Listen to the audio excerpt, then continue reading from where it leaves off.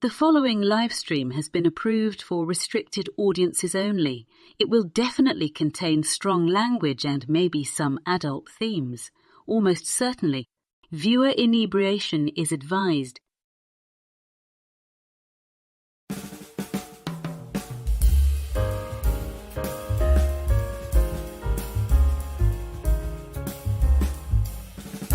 Good evening, happy Friday, and welcome to Last Call, where we often say, when the alcohol goes in, the negativity has to go somewhere else. And tonight, hopefully not a lot of negativity. We have looked at films, television, shows, and other entertainment from the past to get us through these dark, inept, and deconstructionist times. But tonight, we are going to get even more fundamental. We'll be discussing the original physical media, books. And tonight's subject matter expert is our very own regular co-host, that librarian in training, Aged Boomer. So get comfortable, top off your glasses, tell me what you're sipping on, and what you're currently reading in the chat, and we'll get this Canarble Wagon rolling right now. Last Call is streamed before a live audience. Wolf comes in and says, "How'd you learn to talk to animals?" And I said, "Books." And the wolf says, "Touche." And we had a good laugh about that. Books! You can learn to talk to animals from them. Welcome, Vasalud, and it's good to see all of you. Hope you guys are all doing well. And, of course, as I always ask, what are you sipping on? But tonight, I am also asking, what are you reading? We'll get to what I've been reading lately, but... I'm sure you all want to know what I'm sipping on. And all of you that have joined me throughout the week on my various streams probably already know what it is. Those of you that, can read, since we're talking about books, probably already know what I'm having tonight. Release the Kraken. Release the Kraken! The Kraken!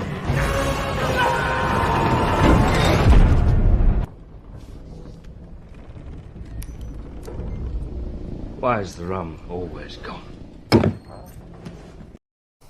Well, it's not gone yet, but it's going. It is going. Just one second. Oh, it is. This is a strong one, but this Kraken rum is really, really sweet. So it sneaks up on you. You don't realize how strong it is. Let's say hi to all of you all. Starting with, first I'm seeing Curtis Selby. Good evening. I will be here for a while on my phone. I may go to the TV in a bit, so if I don't respond to chat, that will be why. The computer is in the shop. Yeah, those of you that joined us last night on Netters Network, we had a chit-chat with Curtis Selby. Problem was, his computer went foobar, so... he was actually commencing the stream through his phone. I thought it was... and then it was actually... Yeah. I thought that was kind of cool. Near the end, his electric went out. So it looked like we were talking to a ghost. yeah, exactly right. And, of course, regular... how do you talk about Saturdays? He often has us guests on his show, but he's often Netter's co-host. However you look at the Saturday watch parties, it's Big Al Presents. He says, "Hello, my friends. Hope you have a great stream." Of course we will have a great stream because you were here to wish us one, and all of y'all are here wishing us well. You guys are awesome. Of course, Connie Cleary, the bird woman of YouTube. Welcome. And, of course... the hostess with the mostest, Lady Mist. Thank you so much for being here, encouraging us with your emojis or those emoticons or whatever you want to call them. Emoticons? I suppose. And then, of course, Dee Dee Meyer Jr. Hello. Good to see you, my friend. You guys are saying hi to each other, which is always good. I'm probably saying hi to people twice because there's so many people in the chat, so many comments like, did I say hi to them yet? I don't want to miss nobody. Did I? Oh, there's Mr. Londell. Greetings. Currently reading Zen and the Art of Making a Living. I totally understand that.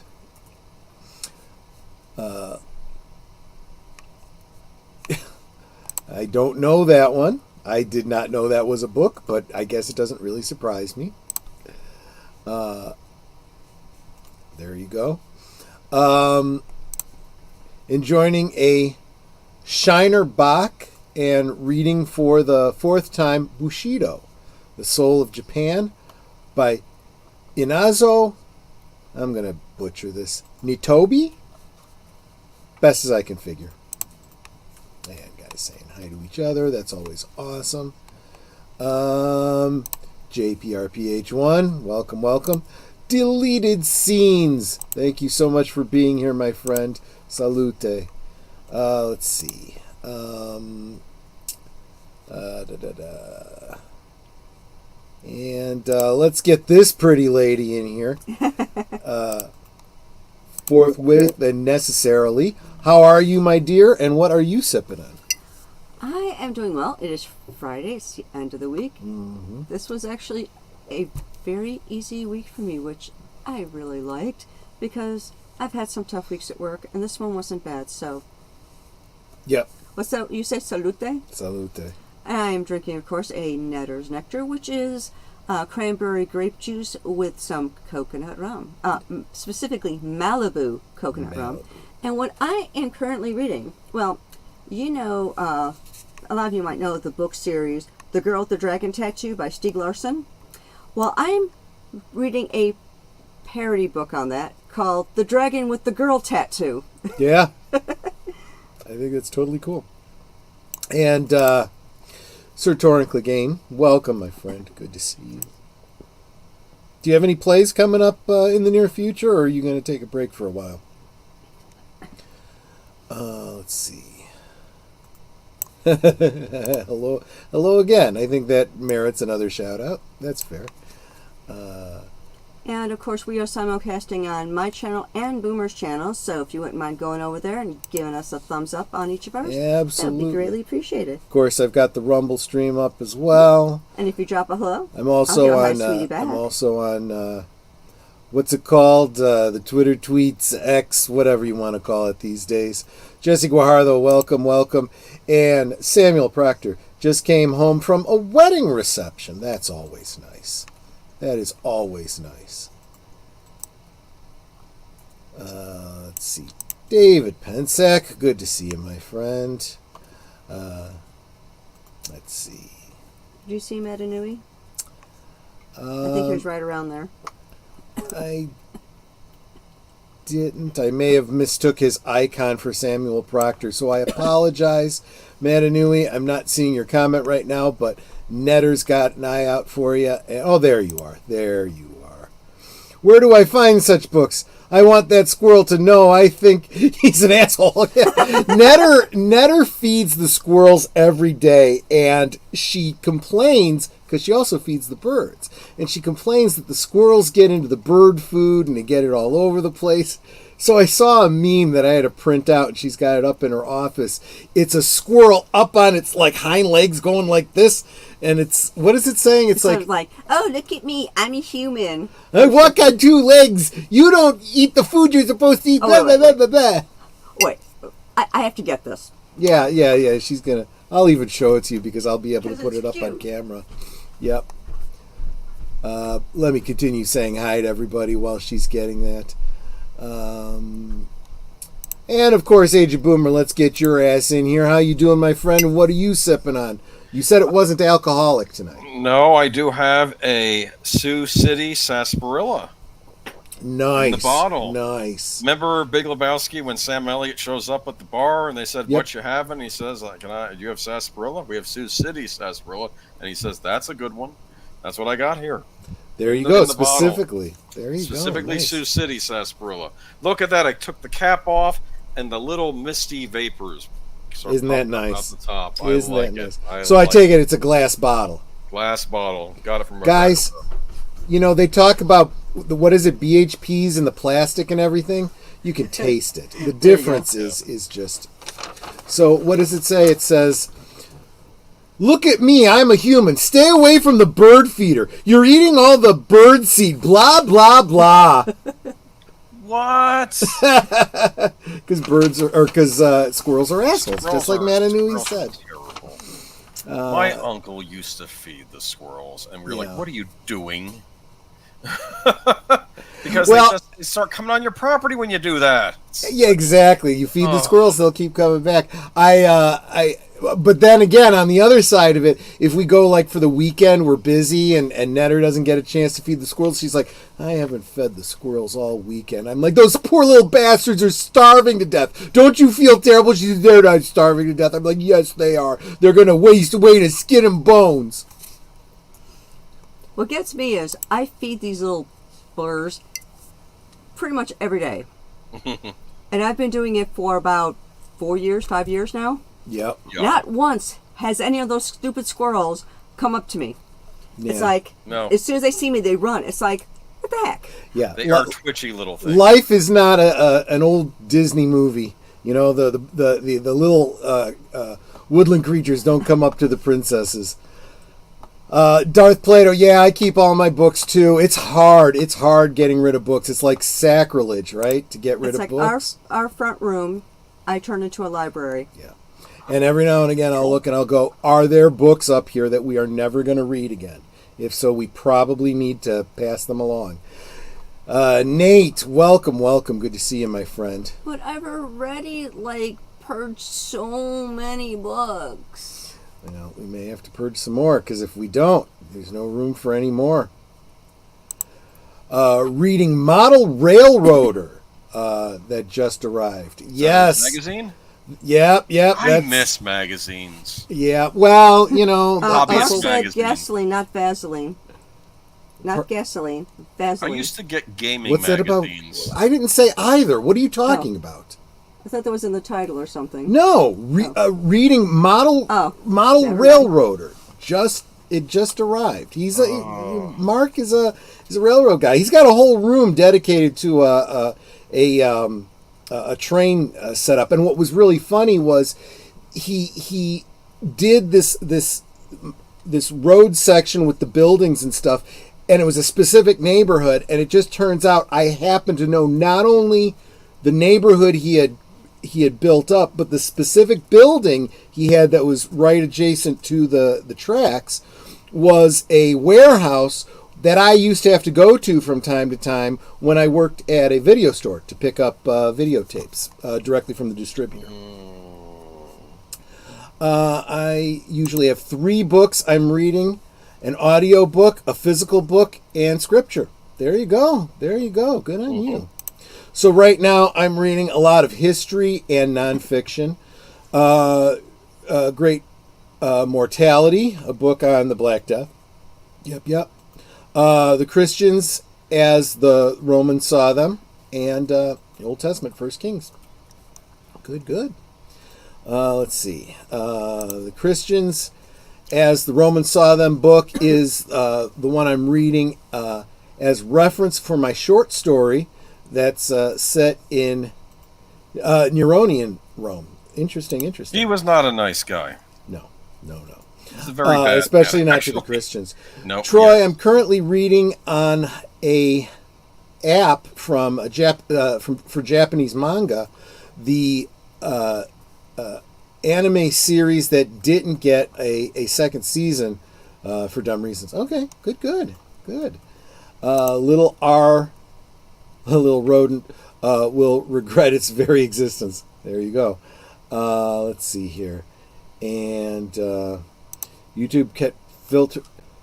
You're not allowed to say rodent? Well, you did this time, apparently. You're not allowed to say rodent? I don't know. I guess not. I just did. I'm sorry. A little rodent.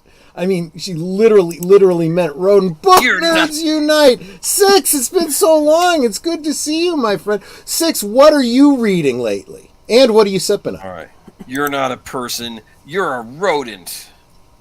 He didn't mean you, 6. He was referencing what Matanui said. I know. Sipping on Kentucky Common Amber Cream. Oh, that sounds really good. It does. Oh, from work. Okay.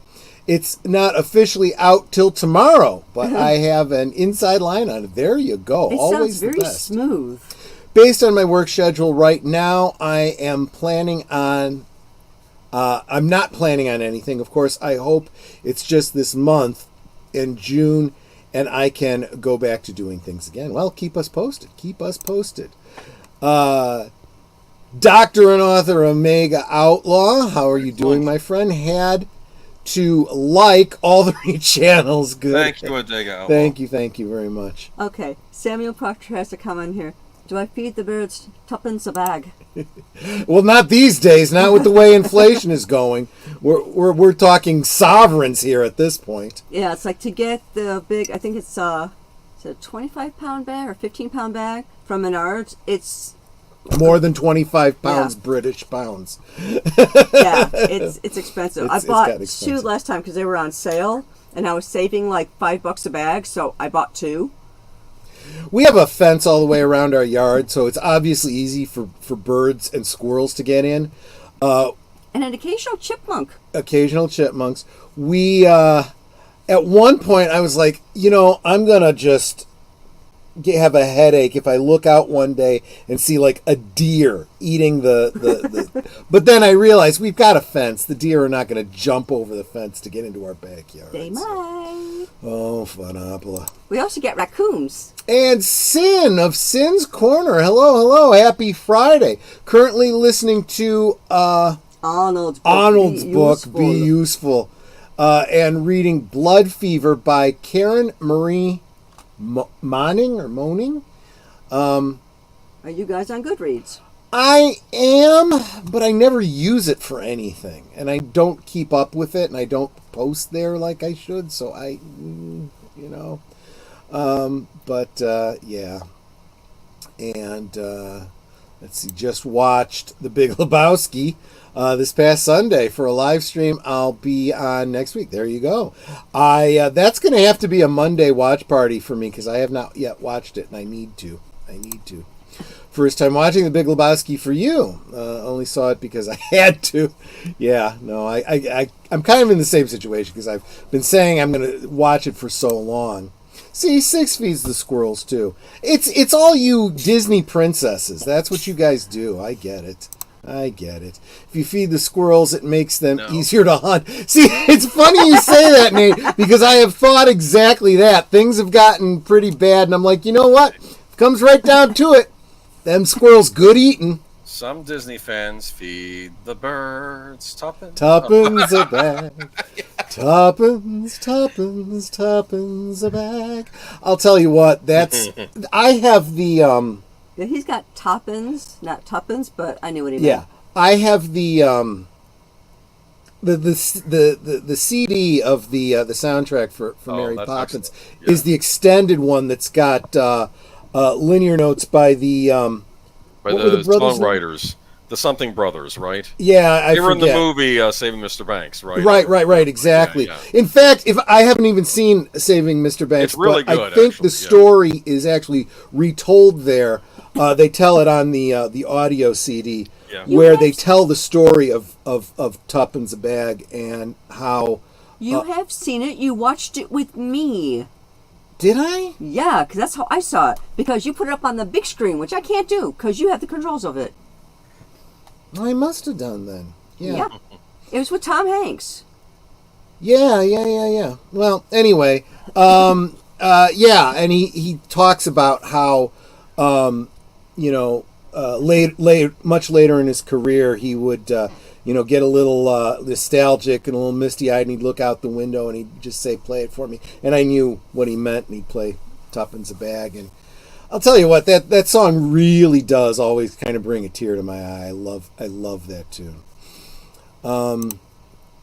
Darth Plato is reading Kissinger's book on diplomacy and proofreading the treatise on Tsar Paul, and Tsar Paul I, and the Second League of Armed Neutrality. There you go. Yep. Don't want to know what you're doing with Vaseline. It's none of my business. One can never have too many books. 6 says, Disney sucks. Netter and I are non-denominational princesses. I want to make a comment on that. I thought that as I said it. The fact is, I kind of meant like classic Disney. So now you must be fans of the Shrek universe then. Because that's yeah. It's a way to still like the fairy tales while still thumbing your nose at Disney. You know what? I haven't gotten around to Tulsi's book yet. That's definitely on my to watch eventually. Okay. He hoards veteran, good books. Right?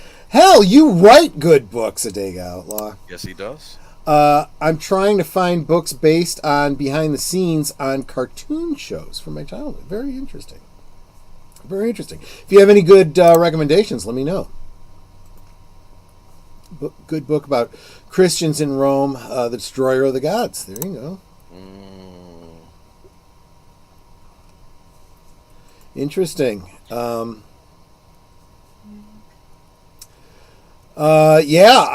know what? I'll have to make a note of that. That sounds like something to check out. And welcome. I'm going to butcher this one. I have Nordic. I get it. Very clever. Let me say it the right way. I have no dick. There you go. Reading the Tropic of Cancer, and I'm loving it. Good. I'm about to start The Chimp and the River by David Quammen. On the origins of AIDS. And sucking on a cherry coke. Actually, it's funny you say that, Six, because my rum and coke is actually rum and cherry coke zero. There you go. Good stuff. No. That's fine. That's fine. Sucking on, that's fine too. However, you need to consume your beverage. Sipping or sucking, I'll tell you, depending on what kind of a week you've had, could be sucking. Well, just get it down as quickly as possible. Bottle, right? I am not making a dirty joke. Stop looking at me that way. All right. You didn't ask. At some point, you got to ask me what I'm reading. I'm just saying. Go get through the I will, because you're going to have a whole thing to Not a to presentation. I just have a image. But I have notes from the other article. Adega is on Goodreads, which reminds me that I need to update. Yes, update it, because someone may want to update their Goodreads with the fact that they're reading an Adega Outlaw book. You never know. I have a family of... I almost read that as I have a family of robots. I have a family of rabbits in my yard, watching over them, feeding the birds, not the squirrels. Well, good luck with that. If you're feeding the birds, you're feeding the squirrels. And I know that you are a gardener, so hopefully you're not feeding the rabbits. It's like I do give nuts to the squirrels, and I have bird seed specifically for the birds. But the bird seed has these little, like, sunflower seeds in them, but they're not sunflower seeds. They're smaller and black. Yeah. And the squirrels really seem to like them, but... You know what, Nate? If there comes a day, I may have an opportunity to find out. Kind of hoping that day never comes. Not that I'm averse to eating squirrel or rabbit. Just saying I would hate to have to do so out of necessity. And they don't get into the actual feeder. They only get what I happen to drop on the ground. Because they're lazy. They know they don't have to. Plus, they can't get into the bird feeder. I do have a line of books waiting to be read after my current ones. John Adams by David McCall. Oh, I bought that book for Netter. Yes, I love that book. Because John Adams is her favorite president. The original Sherlock Holmes books. Yeah, I have a collection tome myself. Read the whole thing. Read every Sherlock Holmes story, but that includes the books. And Plato said, "Is there a bad reads?" I'm sure there are. And you're right. I just got to the comment about Disney sucks. I know that. Yeah, I don't know what they are. They're about the half size of a sunflower seed, and the shell is black. I misread this for a second. I thought he was calling me a commie. Well, okay then. I have no dick. I feel like Greg from that what is that from Honeywood? Like when it gets hacked and he has no control over what he says. I have no dick. I have no dick. Well, it's not everything, right? Well, kind of is. Exactly.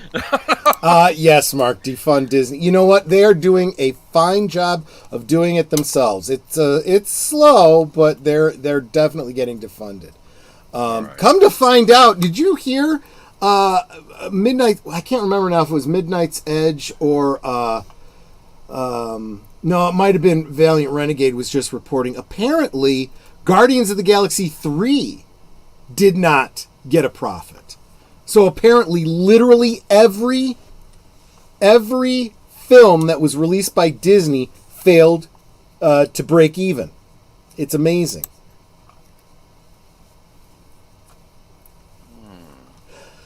Disney princesses are aristocracy, therefore they're out. Yeah, that's an interesting point. Yes. When it comes to comic books, I've been reading random ones I get from the budget YouTube auction. I love comics. All pre-90s Marvel and DC. Those are probably the best. Your super chats aren't working again, Troy. That's because I don't have super chats. I am about... He's working on it. I'm about 200 or 300 watch hours away from getting monetized. Where is it? Lester San Jose, the Skeptic Tank. Hope you're feeling well, my friends. Been reading Wheat Belly. That sounds like something about health and food, which is probably a good one to be reading. Okay, if you want to... Wait a minute, where to go? I'm sure there's plenty of conspiracy people here, Putin's cat. If you have a recommendation of a good book on conspiracy theories, I'd love to hear about it. Troy, I do have a collection of history books from generals, weapons, tanks, battles, warships, and aircraft. There you go. Right now, the comics I'm reading, Silver Age Green Lantern trade with Fantastic Four 257, Batman 495, and 500, and Wonder Woman Volume 2, Issue 104, on a watch list pile. There you go. Okay, there you go. I fixed your super chat for you. Oh. There we go. Well, there you go. There you go. Thank you, Netter. Let's see. Everyone's saying hi to each other, too. I am getting caught up. I'm almost there. Don't rush, because I'm going to put together a mini presentation. Okay. Yeah, they can't get into the bird feeder. The pole is greased. Oh, gosh. We'll have you talk about your books first. All right. Fair enough. And then, of course, there's Putin's cat. All right. I'm going to look for here. Just a little bit further down from where you're at. Did it actually break even? Yeah, that's zero profit, though. That's zero profit.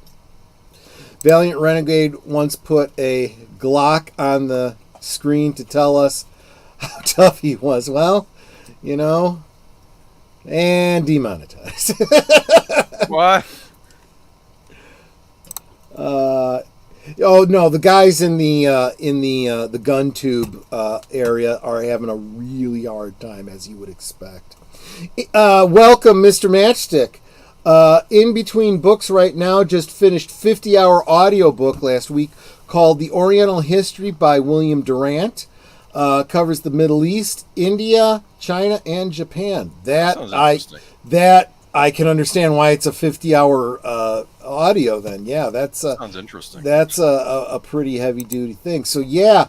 So obviously, I've got my for Christmas I got my whiskey book, my bourbon book, my bartender's guide. But what I'm actually reading on a regular basis is I got the novelizations of Ghostbusters 1 and 2. Just kind of getting started. What's interesting is, and this brings me to something that I wanted to bring up. I mentioned this last week. I miss movies movie novelizations, right? I'm not talking about books that are made into movies. I'm talking about movies that are, that someone does a novelization for. They used to do that for everything. I have the novelizations of the first 3 Star Wars movies, Indiana Jones 2, and I loved them because, you could kind of relive the movie, but there's more story there. And in fact, the opening segment in the first Ghostbusters book is what was actually a deleted scene that I now have on the Blu-ray collection. I don't remember the characters' names, and it's too dark for me to read right now. But Dan Aykroyd and Bill Murray play hobos on the streets of New York. Imagine that. Homeless in New York? Who would have thought such a thing? And they're talking about, what are they talking about? They're talking about books in the library because they're outside the library. And one of the bums says to the other one, those are dangerous. He says, what, books? He goes, ideas. They're the most dangerous thing there are. And I'm like, he's got a point. He's got a point. There is power in books because they contain ideas. And that's why you always hear about these totalitarian regimes doing book burnings, because they still want to do that. Ideas. They want to do that today. Well, that's why we have a First Amendment, right? To prevent the government from doing that. Yes. The government doesn't have a right to do that. It's up to you, the people, to band together and make sure that individual groups aren't doing that. The notes are going by pretty quick. I'm a bit miffed. I came off a channel that mistakenly brought up some history, but then they told me to stop talking about the real history. Oh, Putin's cat. With a name like Putin's cat, you're going to be bringing up some history, right? I had the novelization from the movie The Phantom. It's around here somewhere. Good. I need to finish reading The Swarm. Oh, yeah. I heard several months ago they're making a movie of it. Yeah, I read that a long time ago. I have his third one on my shelf, Caesar and Christ. Interesting. It came with a cool map of Trojan-era Rome and Italy. There you go. Samuel Proctor, if you're not already, make sure that you're subscribed to the Metatron. He's got a lot of videos you'd probably really, really enjoy. They're canceling some books here too. Yeah. The pen is truly mightier than the sword. That is true. Reading Dean Koontz from the corner of his eye. I love Dean Koontz, and I'll tell you what. You can keep Stephen King. If he never writes another book, I don't care. Dean Koontz is where it's at for me. He's one of my favorite authors. Yeah, me too. Has anyone here, and please comment, has anyone here read the book Lightning by Dean Koontz? I would love to know. I have. I know you have. Gowron said to Picard, have you ever fought an idea? I'll be right back. It has no body to kill. That's absolutely true. That was the episode Rightful Heir. He was dealing with the fact that the second coming of Kalash had occurred. Well, you pronounce it human. I pronounce it Klingon. I see. Kalash. Yeah. How do you fight an idea? I mean, that would be like the President of the United States trying to deal with the second coming of Christ. Gowron did not like the Kalis clone. Yeah, no, he didn't. But they came to an agreement. They came to an agreement, and it made sense. Trolls got a troll, absolutely. I've had trolls here on occasion, and I feel that I have such high respect for my chat that even the trolls are above average. Not many know the origin of my name, Putin's cat. Troy, just ask General Thompson, the guy who made Tommy from reading the failed patent on a machine gun. Oh, yeah. Brandon Herrera did a video about that. Been watching Metatron for years. Good. You are a noble one. Let's see. I think I might start back on reading The Exorcist. It's funny you mention that because that's not it. I just picked up, or Netter picked up for me, What? the 9th configuration. We will, of course, be doing, eventually I will get around to doing a double feature of the original Exorcist and the 9th configuration, which many believe to be the true Exorcist 2. And we'll discuss why that is when we do the rewatch. I hope booktubing with Troy and Netter becomes a regular thing. Can't promise it, but it's worth thinking about. You know who could convince us to do that would be deleted scenes, because I know that was a passion of his and something he wanted to get going. So maybe with his help, we can strike something up.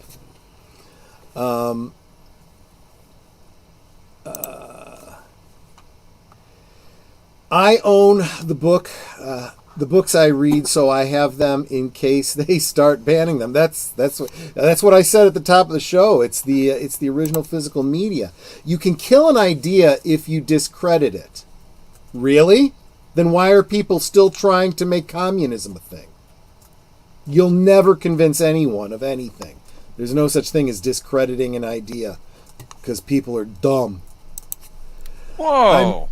I'm reading The Shack by William Paul Young and continuing education articles for my other job. That makes sense. Troy, the last novel I read was Dragon Teeth by the late Michael Crichton. Yeah. Absolutely. Michael Crichton, if you've seen the movie, don't let this put you off it. Read the book Timeline by Michael Crichton. I took a bunch of friends to see that movie because I had read the book and I was so excited, and the movie was terrible. I was like, I felt like Michael Crichton had done for time travel what he had done for, dinosaurs and genetics. Why and don't stuff. they redo that instead of another Jurassic Park movie and do it right? I know, right? Well, because there's no franchise in it. You can't sell toys related to it. You can't probably get a Aren't sequel. there medieval out of knights it. in it? Yeah. Okay, Yeah. I'm just saying. I don't know. It's France, right? Was that right? Did the movie get that right? Was it medieval France? I'm trying to remember. Okay. I can't remember which side of the channel it was on. Either way, language was a barrier. So everyone that was going back in time had to very quickly brush up on it. And one of the guys was a linguist, and he's listening to this audio tape of someone, saying certain words. He's going, "That's brilliant pronunciation. But how do you know that this is how they pronounced it?" He says, "We've already had people there." He's like, "Oh," and you start geeking out when you start looking at it from the point of view of these academics. If you're a linguist who studies ancient languages, and then you're given an opportunity to go back in time to that time to hear how it was pronounced, I don't think enough people realize. People talk about dead languages, but languages usually are not dead. We have ways of figuring out how languages that have not been spoken in our lifetime were pronounced, usually by looking at, especially things like songs and poems and stuff where there's rhymes. You figure, okay, well, we know how this word was pronounced, therefore this word had to rhyme with it, and so on and so forth. Yeah, there was that the English father and son who was really into doing plays and talking about, right, this is how this word would have, how Elizabethan English was pronounced. Yeah, this is exactly. how it would have been pronounced. It doesn't look anything like it is today. Most people, when they perform Shakespeare, will, even if they don't change any of the words, they will change the pronunciation so that people understand them. But it is almost like a completely different language. You don't sell toys anymore anyway, at least not to children. mostly to crazy old men like most of the people in this chat, including the host. Absolutely. No, I disagree with that, Sir Torn. Children will still buy and play with toys. The problem is that none of the franchises are of any interest to the kids.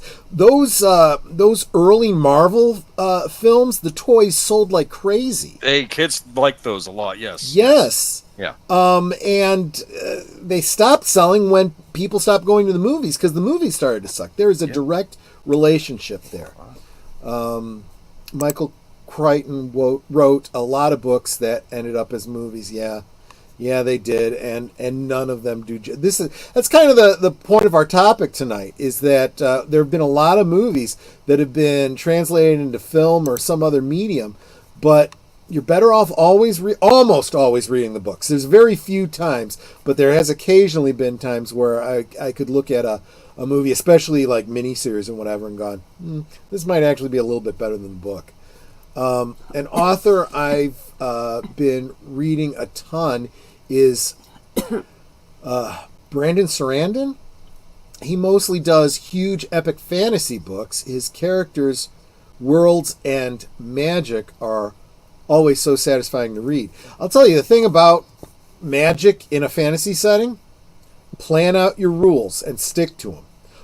Imagine that, having some sort of continuity in your books. You mean like Doctor Who used to have? Like most of our franchises used to have. People, when they come inside my house, ask why why you have so many books. What are they for? Thinking it's a trick question, I simply answer saying for reading. They always seem to be shocked. Yeah. And even after you've read it, like you said, so that you still have it, in case you want to go back to it. And comics swap the characters too, like Ironheart for 20. Yeah, absolutely. As much as I adore the Jurassic Park movie, the book is better. Yeah, those first two books actually are better, in my opinion, than the first two movies, and those are the best movies. And hey, Sashi, good to see ya. Terry Goodkind is a good fantasy too. Wheel of Time, is that right? Or am I thinking of something else? Is he Shannara? I don't know. Sort of Shannara? I'm trying to remember. Okay. So let's get this up there and These are just books I've read throughout my life that stand out, and I put this together in the last 10 minutes. So let's see how it works, okay? There you go. I went in reverse order from books I'm reading now to books I read as a child. So not going to be a ton of stuff, but it's a simple presentation. But here we go. The Big Book of Adventure Stories. Are these like reprints of pulp stories? Yes, but also famous stories. Like, there's all sorts of things. This is what I've been reading lately, because I'm going to be doing a thing on adventure writing for the library, so I figured I'd get caught up on all these adventure stories. I love this cover. The sailor down there... Here we go. Sorry, but to answer your question, Jerry Goodkind Robert Jordan, yes, I get those confused sometimes. Sorry. I think the sailor down there has a high-quality problem. Yeah. And then you have the guy Death by Snooze too. I mean, why not? And then you have the guy up top, and what are those? Are those leopards or jaguars or whatever? They're jaguar. I don't know. I'm not. Big cats are about to attack him underneath a totem. Panthers. That's what those are. Those are panthers. Okay. And it looks like they're about to attack him underneath that totem. Now, what more do you need in a cover, right? It gets you to read it, right? It's just like so many of the thumbnails I see on YouTube videos. It's like, you know what? There may not be any scantily clad women in the actual story, but you got it on the cover. And Jesse says, you do know that Michael Crichton had a lot of problems with his publisher when it came to the first draft for Jurassic Park because he wanted a horror book and not a kid's book. Yeah, that kind of sucks. And I also understand why so many authors now are, just like so many movie makers are choosing to go independent. A lot of authors are looking to self-publish because you got these editors and publishers that they're thinking from a marketing standpoint, and they're not interested in what you want to make. But The fact is, but that's also the other story on Michael Crichton is he never wanted there to be a sequel to Jurassic Park at all. The only reason he wrote the second book was because he knew they were going to be doing a movie, and he's like, well, I may as well cash in. They're going to do it anyway, so. But I like the comments coming up about the cover. The sailor, yeah, right, that's a great that, cover. Yeah. The sailor is eaten right after that. I don't know. It might be worth it if I think something else is going to happen. Okay, anyway. What was I going to say? Let me talk to you a little bit about this book before we move on. Okay, read that, and then we'll get to the book. I just want to tell you a little bit about this one, then we'll move on. All right. Languages aren't really dead, just those who spoke them are. Yeah, I guess that true. makes a point. I also wrote some like Karen Travis books. So I've been reading. There are a lot of authors in this book. This is like a who's who of adventure writing. Mm-hmm. And they had. I read The Man Who Would Be King by Rudyard Kipling. That's in here. I read. I read a depressing Jack London story. That's in here. And the neat thing, before you get to each story, there's a little preface as to the author's life and what he did. Right. Apparently, Jack London died at age 41 he self-deleted, if you know what I mean. Yep. And apparently he was a raging alcoholic, but at one point he was making a lot of money on his writing. He got paid like... You know what? So did Hemingway. Yeah. It's nuts. I think Call of the Wild was like one of the most popular books of its time when it came out. Yep. I remember Jack London was on that episode of Star Trek, remember? Mm-hmm. He was talking to Mark Twain. But I had a crush on Jack London in high school. Okay. Yeah. Are you talking about the actor who played him on Star Trek or the actual writer? Maybe the actual writer. Could be either way, yeah. But yeah, no, this is a big mammoth volume. Otto Penzler puts these out. And are they abridged or are they unabridged? No, they're not abridged, but the text is kind of tiny. What I do with some with these, because I didn't have a lot of time to really read while I was doing schoolwork, I got the audio book on Audible, and it's like 70 hours long, or like 50 hours long, and it's just chock full of all these stories. So I was just listening to them on the way to and from work, and there are some wonderful stories in here. I did a Clark Ashton Smith story about a guy that gets infected by a plant while exploring some ruins, and the plant basically eats him from the inside out and takes over his body. I think I'm on the part of the book where the adventure stories don't go well for the adventurers, but it's a ton of stuff, ton of good fiction in there. I'm hoping to get through it, but they of course had a Conan story in here as well, but we'll get to Conan later, but by Robert E. Howard. But good little by the book cover. Reads really booby books. I don't know. Well, legs aren't so bad. Anyway, I'm not going to spend. Well, if it wasn't reviewed in Playboy magazine, maybe it's not worth reading. Maybe. I did read. This is the book I read prior to Big Book Adventure Stories. This is the original from Rush. That sounds familiar. Yeah. I'm not going to get too much into the Fleming books tonight because I know I'm going to save that for our Bond talk. But this was an excellent book. This had like an ending where I was screaming. I'm like, okay, when's the next chapter? Oh no, this is where he ended it. Bond is not in a good spot. Let me just put it to you that way at the end of this book. This is a terrifying read. This is the Smersh, the evil spy ring, evil anti-spy ring in the Soviet Union. They're saying we're going to take out a hero of the English spy agencies, and they pick Bond, and they set a trap for Bond. And it's very calculating. I don't want to. And the first part of the book is just from the villain's perspectives, or from the Soviet perspective, before it even gets to Bond. Like the first third is just all the villains. It's a fascinating read. This was John F. Kennedy's favorite book. Did you know that? Yeah, it's okay. Hey, you don't know. Maybe he does. Maybe you're not kidding. Legs are nice too. Anyways, I'll keep my mouth shut anyway. Anyway, but what was I going to say? But yeah, no, that was that's how you got men to buy those adventure magazines back then. You want adventure, you want beautiful women and horrible beasts and, guns and whatnot. But here's From Russia with Love. Excellent book. Better than the one that came prior to it, which was Diamonds Are Forever. I'll rant about that on the Bond stream. Okay. That's like my favorite worst Bond movie, and the book was worse, and I thought that was shocked because I thought, they screwed up. No. I didn't like the book either, but we'll get to that There you later. This I read in recent years. Davis Grubb, The Night of the Hunter. Ever hear of this book or maybe the movie? I don't think so, no. Never heard of the movie? No. Okay, this is a great little Southern Gothic thriller novel written in the 1950s. This features one of the greatest villains in American fiction, a man posing as a preacher who's really a psychopath. But it's a perfect guise because he can just spout. And I don't know if he thinks maybe on some level he is doing God's work, but he tends to marry women and then murder them off. And there are these kids, and they know where the money their dad stole from the bank is. And it's an excellent read. I'm not drinking fast enough. That's the problem. I'm feeling a little soft around the edges. I'm getting there. Yeah, it's a great movie. Book is great too. I do recommend the book to read. It's a pity. This is another sad thing about writers, though, because he wrote Night of the Hunter. This book survives because of the movie, because the movie is a very well-renowned movie. But I'd love to pick up his short stories, but they're not currently in print. Apparently, a lot of his short stories were used for, like, I think Alfred Hitchcock Presents episodes and maybe even Twilight Zone. I'm not sure.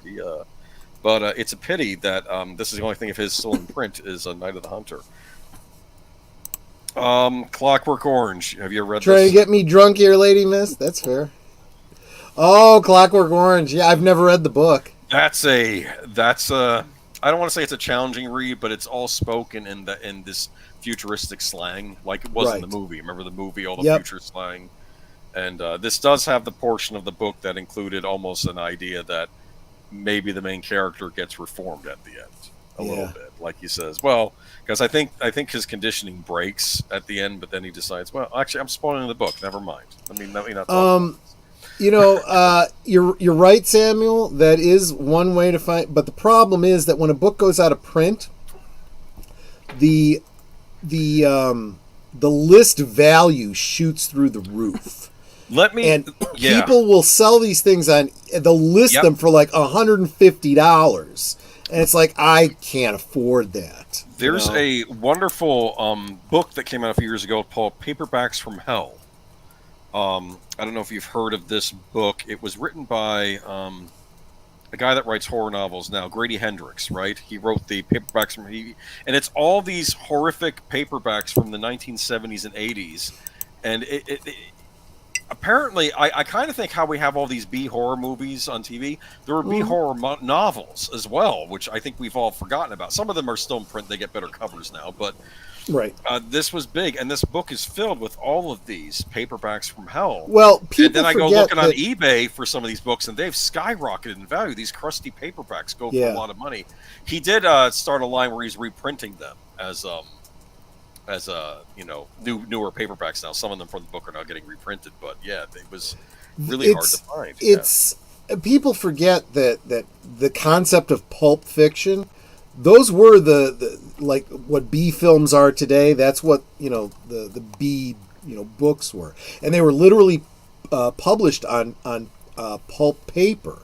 And sometimes you will find books in bookstores and libraries where it's printed on pulp paper, and that paper is so brittle you can't even turn the page. You could just crumble. It just crumbles in your hand. That acidic paper. It falls apart. And some books are printed on really good paper. In fact, what was funny about the reprints of those paperbacks from hell reprints is that they're the same size of those old paperbacks, but they're printed on so much nicer paper. It's like the clean white paper, which I thought probably why they charge more money for them than you would have. Because keep in mind, these things were something you'd buy at This is what I'm talking about. For a couple bucks at a grocery line or something. This is what I'm talking about. What Darth Plato is saying. He was looking for a book and it was listed at $1,000. Horrible. Look, unless we're talking like something that was an original print by Leonardo da Vinci or something like that. Don't even come at me with four plus figures for a book. Ridiculous. Right? There is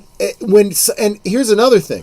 When it goes out of print, especially if it's out of copyright, that needs to be out there somewhere on Gutenberg or something like that. Or you even e-readers. You know what I mean? Yeah, They made a point of all these e-readers. You know, it doesn't cost anything to put something on the store, does it? But maybe it does. I'd love to get a copy of Ray Bradbury of the Foghorn. Now, here's the problem. So Ray Bradbury books are probably not in the public domain yet. But I still feel like if there's a publisher who owns the rights to those and it's not in print, F you. Put the damn thing out, or I'm going to start making friggin' photocopies of a book and giving it out to my friends. Here we go. Slaughterhouse 5. Love this Oh, one. yeah. Giant list of books. These books are in town. Whenever one of them comes in, she texts me. I picked up tons of books I've been looking for that way. Hey, that's a good idea. Get your books how you can get them. Yeah. Absolutely. But Kurt Vonnegut, remember Slaughterhouse 5? I do. This was a good one. I read this one like about 10 years ago, I think. That was an excellent read. Good sense of humor he has. There are aliens in this book, too, and also World War II stuff. Yep. If you can believe both of those can exist in the same book, okay? I mean, Turtle Dove based his whole career on it. That's true, yes. Big favorite of mine. That's not a recommendation on my part, by the way. Galactic Patrol, E. Doc Smith, probably my favorite science fiction writer. This is the first book written in the Lensman Chronicles, so I recommend this. About kind of an intergalactic police force, and they're going up against this group of very sophisticated space pirates, and then you realize, well, these aren't really pirates, are they? They're more organized, and there's something more sinister controlling them. But it's an excellent book. I don't know if this is the first book that did this, but I think E. Doc Smith, other writers at the time, they were the ones first introduced that maybe aliens and humans could work together as opposed to us attacking the aliens, right? That was, seen in later science fiction. But I meant hardcover, not hard copy. Okay, gotcha. Yeah. iRobot.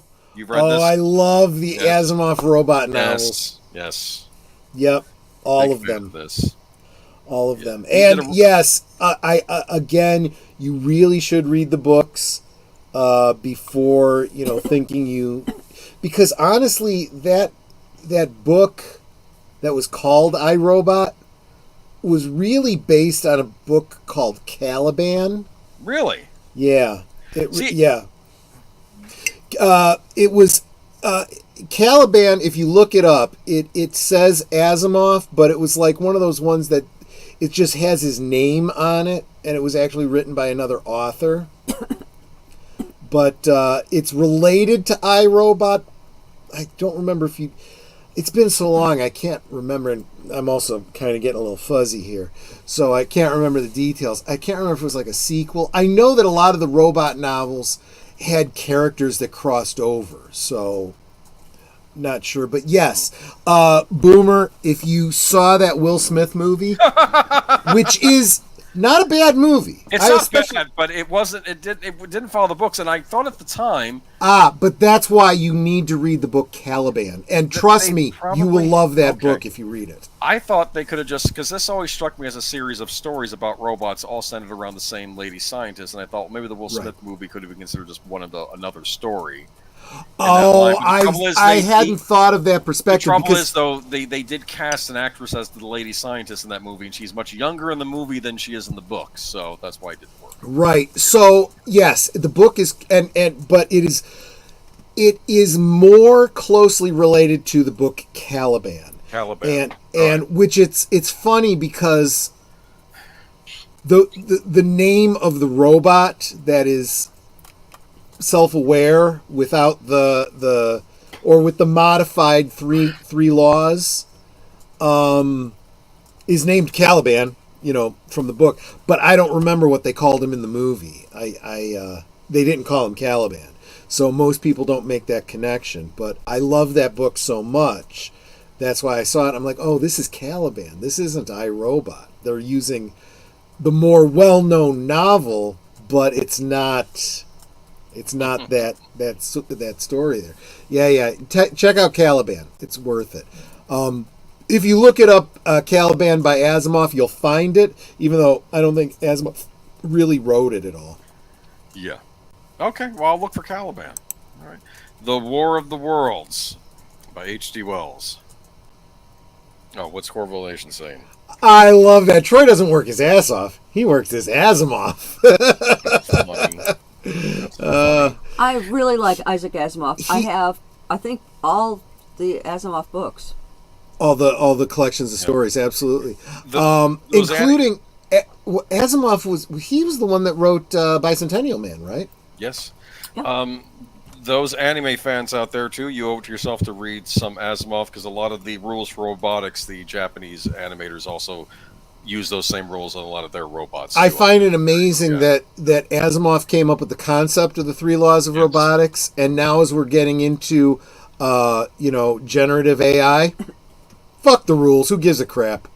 Okay, great. When they wipe us out, fuck you. We have a bunch of people in Silicon Valley that are acting like Dr. Frankenstein. Yeah, exactly. Zuckerberg. And it's funny you mention Frankenstein, because Asimov, and I don't know the exact quote, I'm paraphrasing. He said that when he came up with the 3 laws of robotics, he said there were 3 kinds of robot stories out there. There was the robot as monster, which was basically like Frankenstein, right? Yeah. And there was the God out of the machine, where the robot was, the superior, take care of everything, or wipe everything out. And he said there is an interesting story that's somewhere in between. And if you use the 3 laws of robotics, you can get some very, very interesting stories. But, you only ever hear 3 laws when a robot isn't following. That's true. Yeah. In the anime, well, it's interesting because did you know that in the... I think it was in Encounter at Farpoint, the original Star Trek The Next Generation pilot episode, Data claims to operate under the 3 laws of robotics. And he has a positronic brain.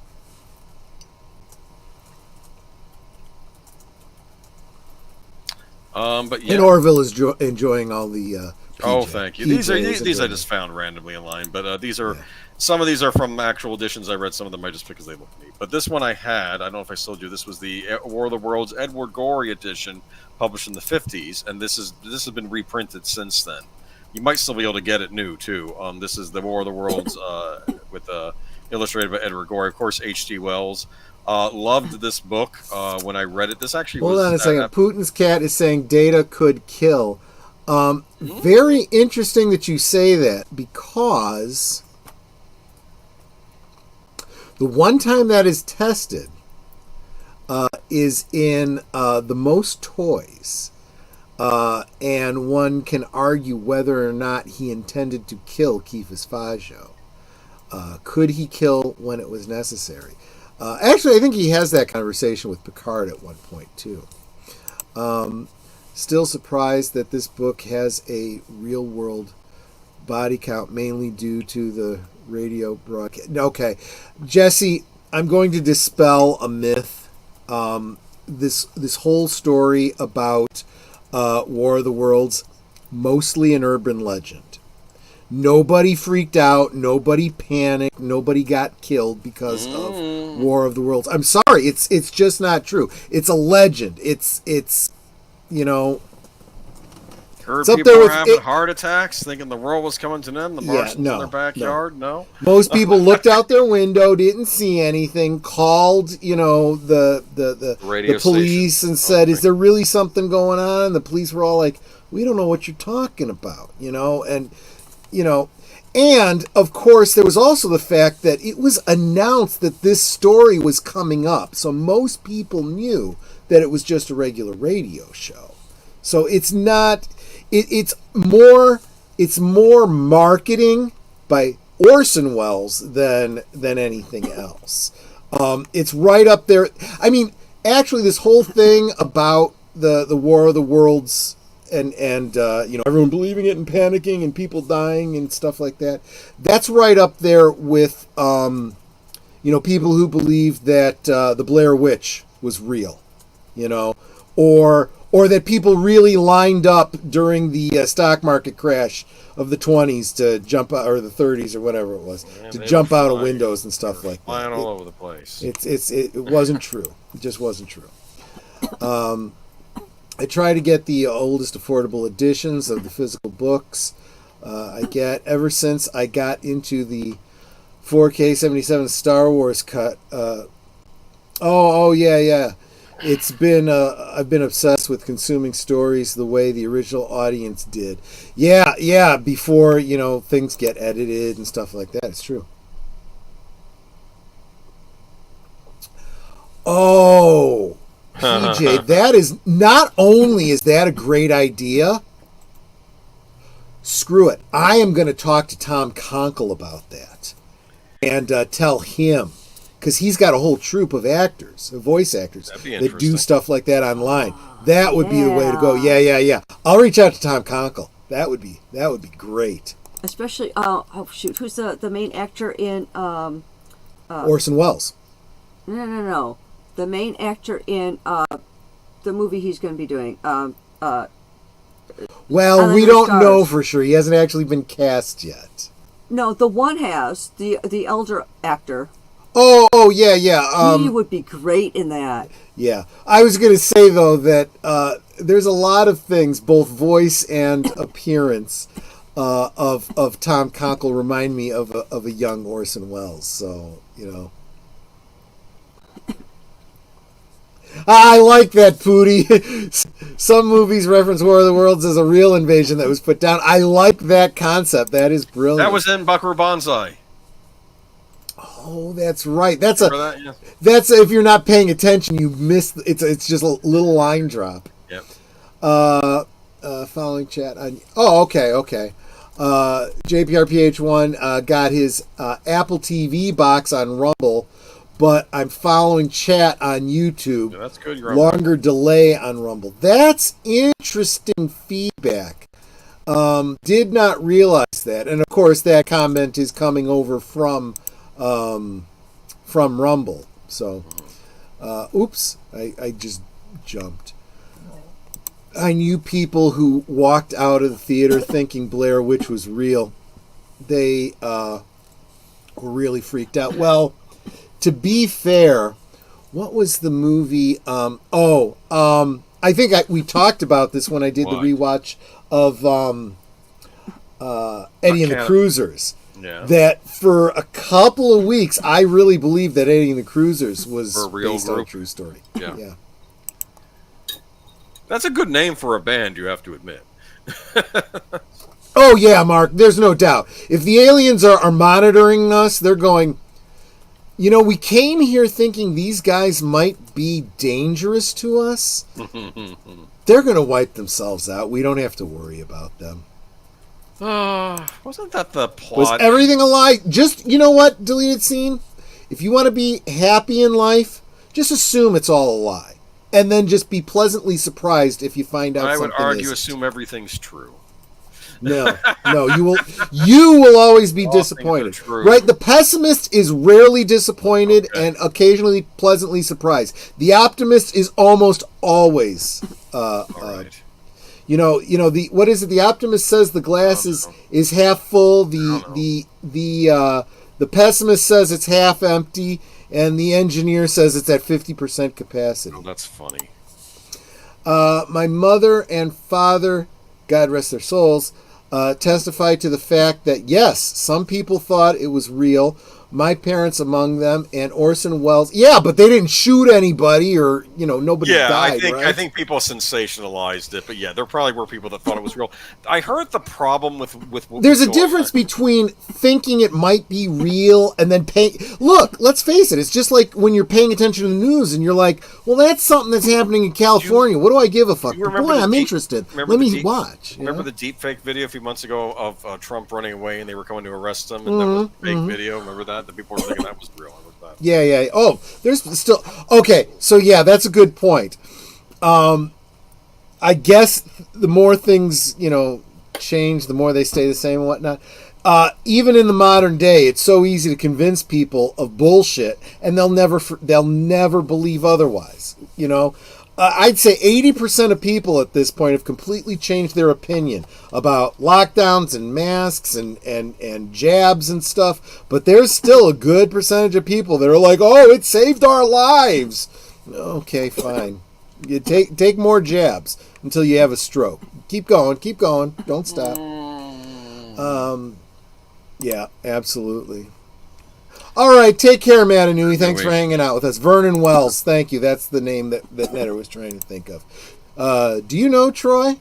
Alan is working with Tom now. I did not know that. Did not know that. Let's see. And my mother didn't want to watch anything involving Orson Welles because of War of the Worlds. Terrified her. So he did a pretty good job, huh?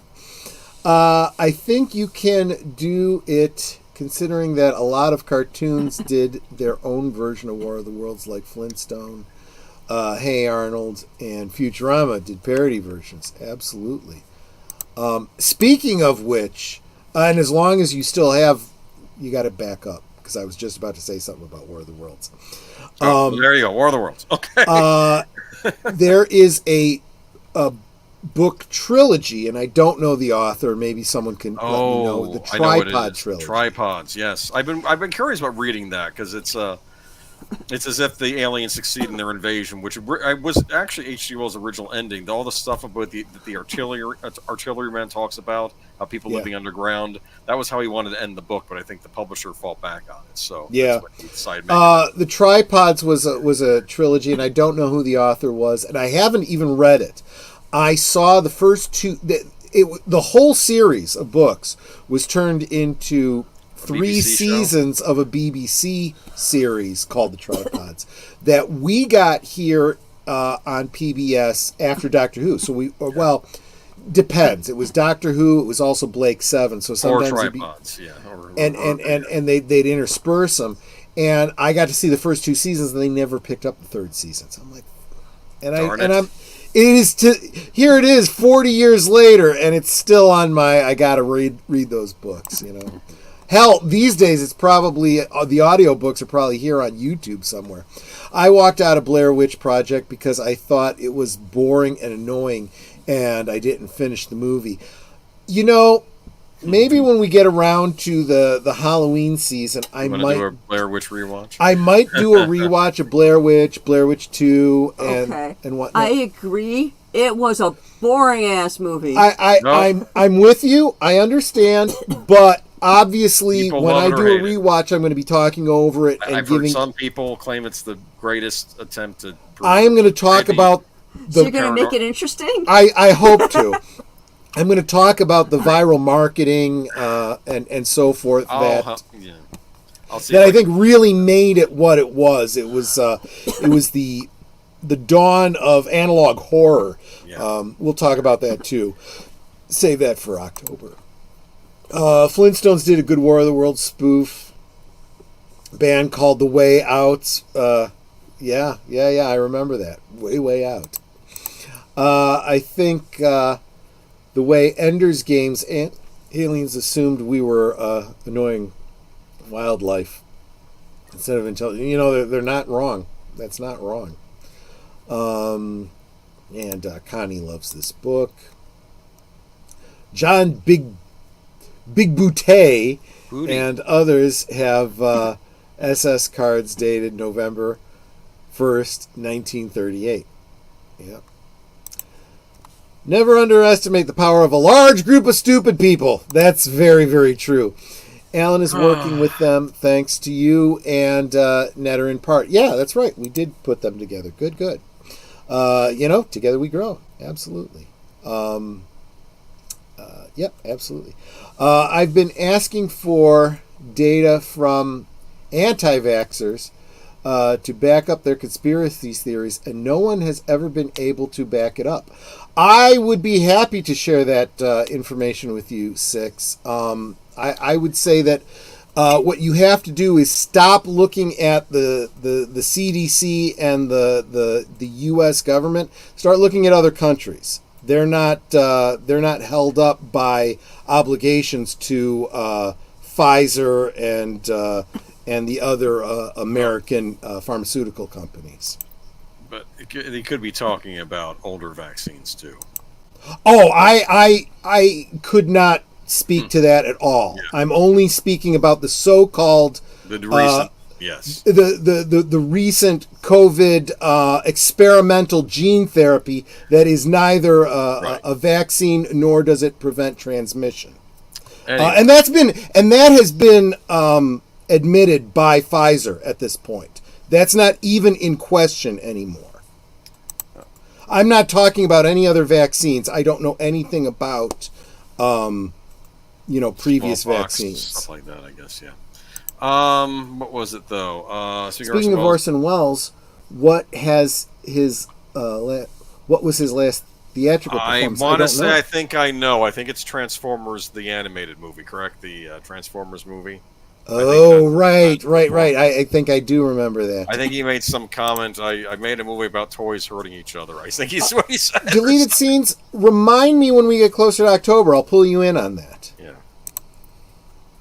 As someone who grew up hiking with Scout Camp, some of the stuff in Blair Witch is, that's an interesting perspective, Samuel, because that's kind of what I thought too as I was watching it. Right? Well, would you rather be stuck in the woods with the Blair Witch or a bear? I'm sorry. There's a lot of depends on that, right? Because I told you the story about how I ran into a bear in the woods, right? No way. Dude, tell me the story. Okay, so I was out with the scouts. We were camping in tents and whatnot. And we were literally on the top of a hill that if we had put the problem is it was a Friday night when we got there and it was very late, so we were putting up our tents, in the dark. Yes. If we had put our tents up any closer to that hill, it's very possible we could have rolled off that hill into the river, which wouldn't have been a big deal. It would have just been very, very annoying. But anyway, we were at the top of this hill, got up in the morning, and I had to pee something terrible, and I'm like, I'm going to go down to the river. I think that's how I'm going to do this. I go down to the river. I get down to the river, and on the other side of the river, and this is not like a big, it's a creek is what it really is. It's not really a river. It's a creek. I could walk across it. On the other side of the creek is a bear. I mean, a big, full-on, I'm assuming it was a grizzly, black bear. Goodness. And it was huge. And it was one of those things where because I was blurry-eyed, I was at the river by the time I saw it. It looks up at me. I look up at it.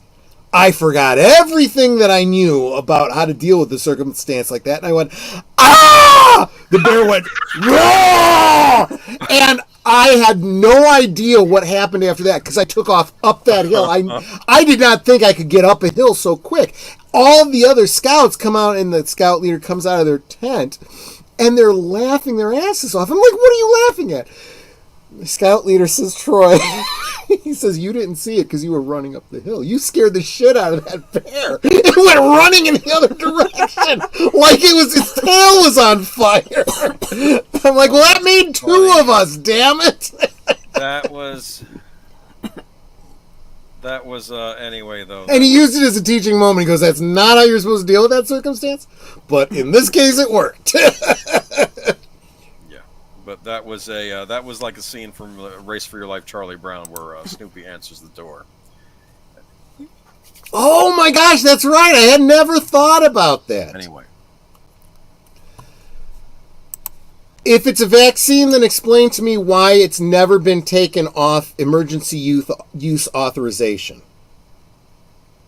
Emergency use authorization means it's experimental. It's not been tested, and they can't make the claim that it is a vaccine. They literally changed, the CDC literally changed the definition of vaccine for this purpose.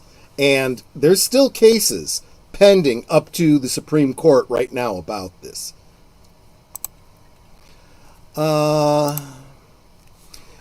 It was the voice of Unicron in Transformers. I was thinking that it was Optimus Prime, but yes, that's probably true. You guys know Transformers way better than I would. I wouldn't trust pharmaceutical companies any more than I can throw them. That being said, I am in favor of medicine that has been around for a while. Yeah, look, this is something that my mother told me when I said I had wanted to go into medical research. She's like, you got to be careful. You don't test on, and I'm like, look, there's rules. You don't test on yourself. This isn't like a B horror film. I'm not going to be, but yeah, there's rules for what you have to do to be able to make certain claims, and if it's still experimental, yeah, I don't want to get off on a tangent. We're talking about books here. Exactly. Yes. Michael Knowles has a miniseries documentary on the history of. Oh yeah, Fauci. Yeah, the look up the book, the real Fauci. Those of us who lived through the '80s remember him in charge of the AIDS epidemic, and it's very interesting that people are saying that COVID now is having a very AIDS-like effect on people. I wonder why. It makes you think. Okay, guys. Let's see. Move on Okay, now I know you're trolling us, Six. Yeah. Ivermectin is a well-established medication for humans. Okay? You're believing the internet bullshit. All right? Oh, did I get lost?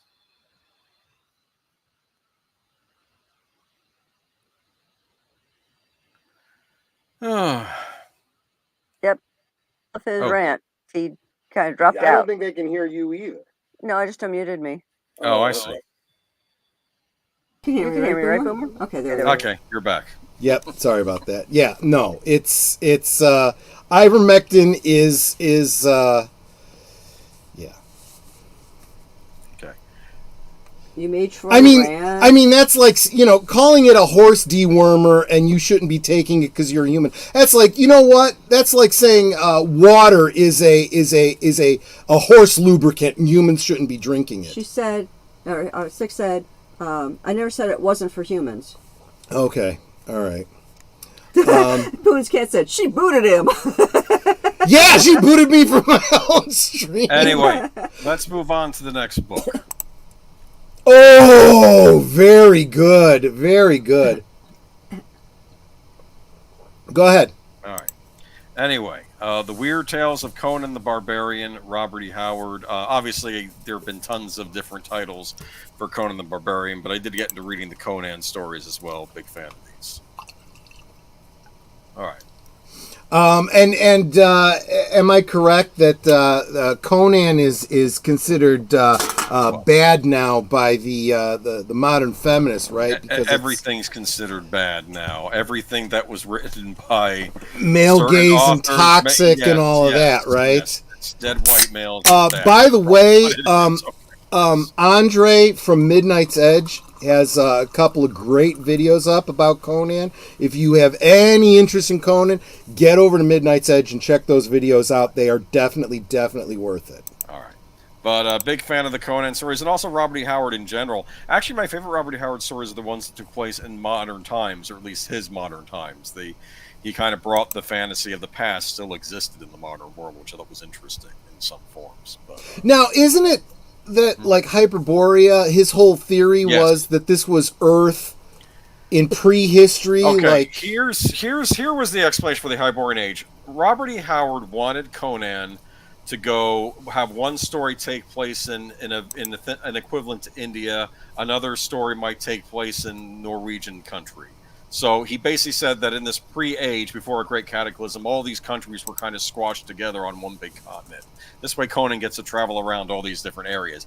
And instead of Indians, I think you have Vendians as their name, but you can tell they're supposed to be the ancestors of the Indians, and same for Egyptians and other groups. Sumerian, I don't know exactly what Conan the Sumerian was. I always got the impression that he was an ancestor of like the Celts. That it was really supposed to be a Celtic race that existed before the Celts. Yeah. I could be wrong there, though, but that was my impression. I love the idea of a purely fantasy setting, but I do think that he was going on the whole, like... Lost civilization thing. Yeah, and I mean, this has become a very big area of interest now for people that...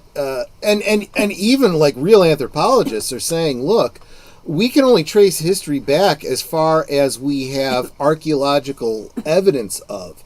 Before a certain point, if people had writing or buildings or anything like that, they would have been lost. So if there was societies prior to, like, Ur, for example, we would have no way of knowing.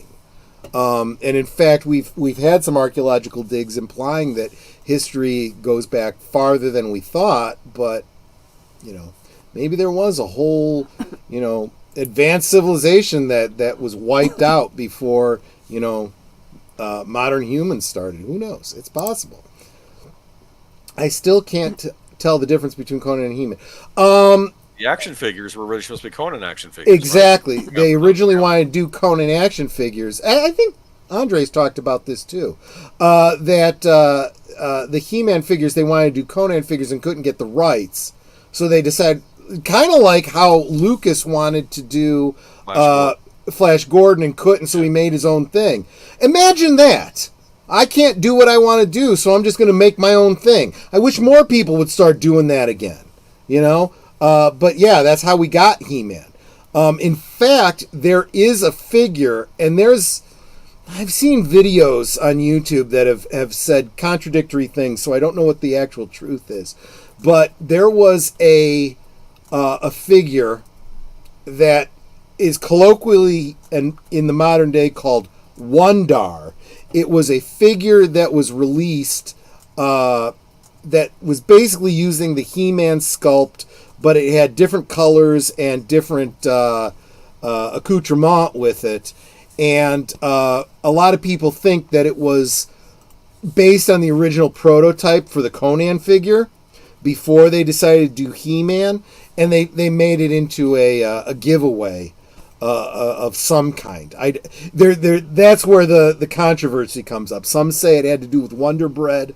Other people say it had to do with some other promotion that they were doing where they gave this figure out as a giveaway if you send in proof of purchase or something. I don't know what the actual history is because I was never a collector of those figures, so I never really followed it. Sorry, got a little away from you there. But yeah, someone mentioned that Solomon Kane is their favorite Robert E. Howard character. I think that was I wanted to say that Bran Mac Morn is mine. I did like. All of you Robert E. Howard fans, definitely, if you're not already subscribed to Midnight's Edge, you need to be, because Andre talks about him a lot. Yeah, it's like I said. Well, when you cast the role with an Austrian, that's what happens, You know what's interesting?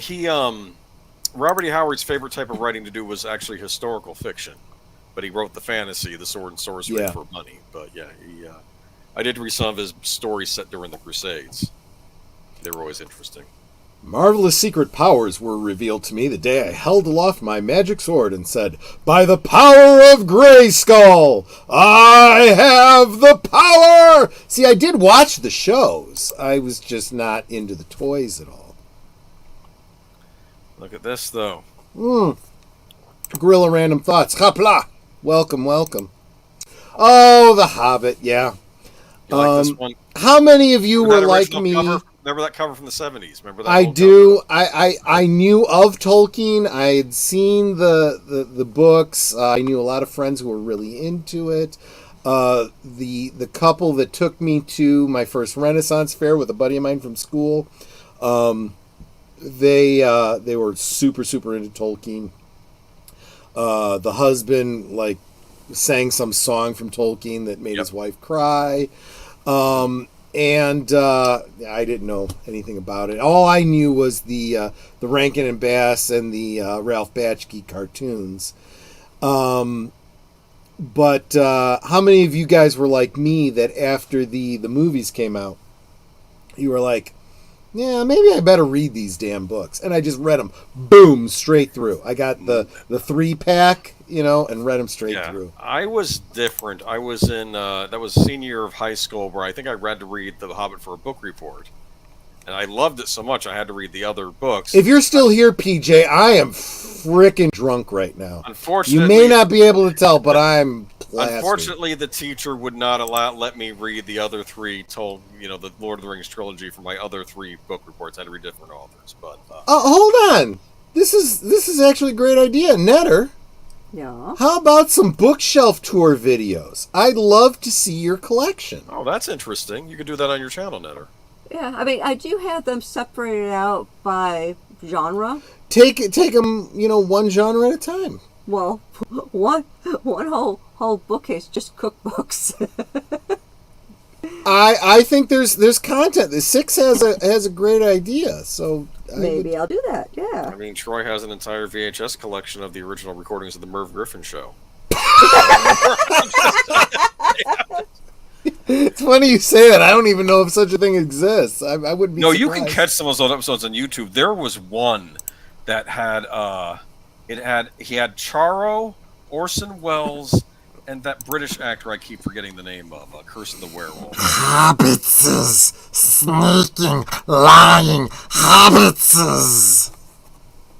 That's good. That's pretty good. That's the first time I ever tried to do that. I guess it helps that I'm drunk. Let me see. Hold on. Give me a second. I actually read The Hobbit. Okay, 6, if you are interested, reach out to me, DM me on Twitter. Give me me a place where I can send to you. I'd be happy to do this for you. I have a DVD of the fan edit of the Hobbit movies that make it into it's one movie that is just the story of the Hobbit. It takes out all the extra bullshit. Now, I got interested in the Hobbit when I was a wee child. My brother, who's 10 years older than me, or was 10 She's years now older a than me. wee adult, by the way. Yes, I'm a wee adult now. But when I was a wee child, a wee lass, my brother had read The Hobbit and all those. And I had asked him what he was reading, because he had just finished The Hobbit at this point. And he goes, oh, this book is called The Hobbit. It's by J.R. Tolkien, and he tells me the story of The Hobbit. I was like, oh, that sounds really interesting. Can I read it? And he just looked at me and laughed, because at the time I think I just turned 4. And he goes, sure, kid. Puts the book back on the bookcase, walks away, doesn't think anything of it. A couple hours later, my mom sees me sitting on the floor in front of the bookcase with the book open. She goes, oh, that's so cute. You're pretending to read. I'm like, no, Mom, I'm reading. She goes, oh, honey, you're not. You just turned 4. You don't know how to read yet. And I started reading from the book. And she's like, you're 4. How the heck are you reading? And that. Okay, 6. I will get on Netter to do this, and once she gets the video up, I'll make sure that she reaches out and lets you know that it's up there. But Rankin Bass from the Art of Cardoon, I got so confused about why the story went from the ring being used by Bilbo to Frodo. Yes, because they skipped over the other parts, and I don't know if they did that because the Ralph Bakshi movie covered part of that, and they weren't allowed to do that. See, I for years did not realize that was Bakshi and not Rankin Bass. I thought it was all part of the same line. No, it's so confusing the way they handled that whole thing. Okay, 6. How can I reach out to you? If he's on MeWe. Yeah, no. Netter, can you drop my email for 6? Well, I mean, drop it for everybody. I mean, actually, you know what? My email is in my YouTube content. Yeah, whatever. This book is about, and it should be in there. Yeah, anyway. And if you send me an email, then I can contact you when Netter does the okay, thing. I just dropped Troy's email in the. Oh yeah, that does make it easier. In Troy's one. For me, hobbits were, well, look, hobbits and halflings were the same thing, and my first experience was when I went into high school and learned about Dungeons and Dragons. The Rankin Bass. See, that's, you know what? That's another good point, Boomer. books like this, these classics, influence so many other aspects of pop culture. Oh, sure. The Tolkien and whatnot, and a lot of other areas of mythology, but Tolkien in particular, so influenced Dungeons and Dragons, and there's generations, 2-3 generations that were very influenced by Dungeons and Dragons. The whole concept of role-playing games is because of Dungeons and Dragons. You know? Do you disagree? I do. No, it is. It's just it's. You do. Wait a minute. You do or you don't? I do agree. Oh, okay. For Okay. other things. Okay. Yeah. No, I was thinking of something else. That's all. Oh, okay. Fair. But yeah, I did read Lord of the Rings in senior year because I just wanted to find out what happened next, and yeah. Oh, I'll get to Poe in a minute. He's on the list. Murders in the Rue Morgue is my favorite. Black Cat, mine, but we'll get into that. Okay. But I think I moved to Florida. I don't remember. Oh, Netter's got a point. There. The Telltale Heart. That's a good one. That was the first one they had us read in school. That's why it resonates with me. Yeah. Usher was the big one they had us read in school. The Hall of the House of Usher, that was the one they had us read. I haven't read that one yet. And I do have a collection of the works of Poe that I have not finished reading yet. It's in the same line as my what is it, Strand Magazine? Sherlock Holmes. Here we have the novelization of Batman: Mask of the Phantasm that I read also. There's a novelization of that? A Batman. Okay, Mask of the so let's step back for a second. I have a novelization of there's 2 novelizations I have that are based on a series of comic books. One is Batman No Man's Land. There was this whole series, I think it spanned the course of a year, where it was, you know the story, Escape from New York? This was Escape from Gotham City, basically. And Batman was nowhere to be seen, and, the Robins and Nightwing and Batgirl and whatnot were fighting against the factions, that were forming up in the underworld. It was very, very interesting stuff. But they made a novelization of that. It was a great way for me to kind of get caught up on the overall story. Right. They did the same thing with the death of I think it was called The Death and Rebirth of Superman or something. Yeah.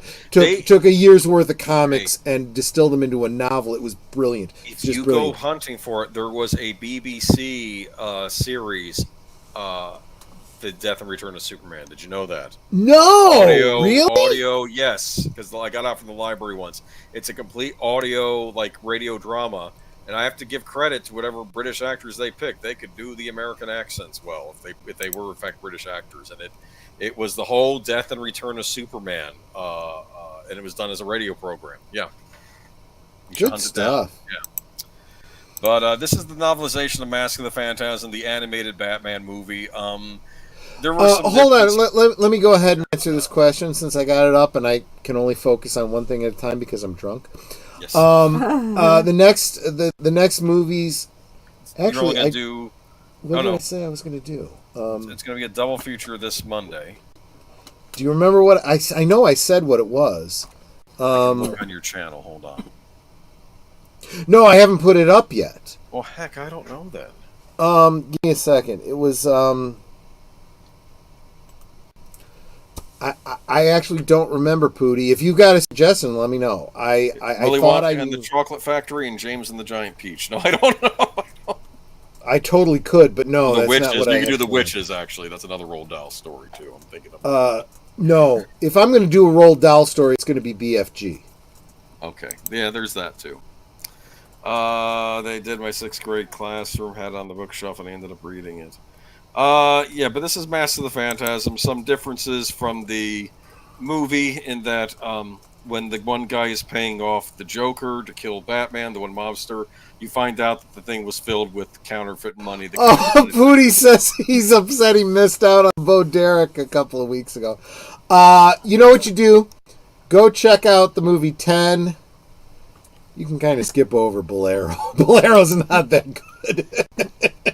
You're gonna do those. You're gonna do the Mata Hari movie at some point, though, right? The Sully Christie. I'm trying to. I know I must have seen Mata Hari. No. I'm sorry. I'm thinking of a Playboy spread that came out as part of the right. Yeah, my dad subscribed to Playboy, so I got to see a lot of things that a high school boy should not have been seeing. Okay. Just a lot of boobs, really. True. Anyway, I'm just saying they did a novelization, and the day I test speak, this day I test. Oh yeah, that's a good one. The Master Phantasm soundtrack. I had that on audio tape back in the 90s. French Connection. I bought the tape. I eventually got the CD off eBay years later. Okay, Pootie's making a lot of great suggestions for double features. The double Romancing the Stone. I'm gonna have to start taking notes. This is good stuff. It was a movie directed by. Yes, I know that. I think saying it's bad goes without saying. Was it also a canon film? Just wondering. Anyway, let's move on. 1984. George Orwell. I could do a twofer. I could do Mata Hari and Ghosts Can't Do It. Okay. George Orwell. What? I don't. What? That's another Bo Derek film. George Orwell, 1984. You ever read this book? I actually, you know what, Pootie? I could do A Fish Called Wanda and Big Fish. Okay. Look. Yeah, I know. We're fucking living it now, dude. Why should we read the book?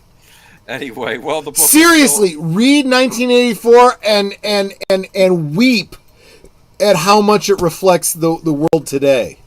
Well, I keep thinking, what was the one of the lines in the book? We've always been at war with Eurasia or some other, whatever the other nation was. Yeah. It's like when someone said there always been female custodians in Warhammer. No, it's like a 1984 comment. There weren't. We know there weren't.